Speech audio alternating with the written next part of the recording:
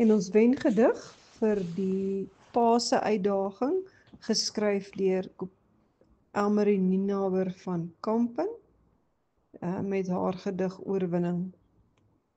Oorwinning, laat my vertoef in die stil vrede van my tuinhoek, wyl ek dink aan Getsemane, tuin van bloed, sweet, lyde en die proloog van Jesus se oorwinningsverhaal. Laat my onhaastig tyd verwyl op my voetpad se veilige eerlikheid, waar my siel stilweg onthou.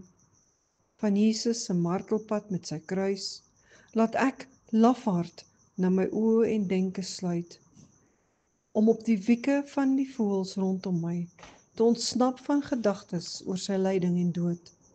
Dit is te veel vir my om te gedenk.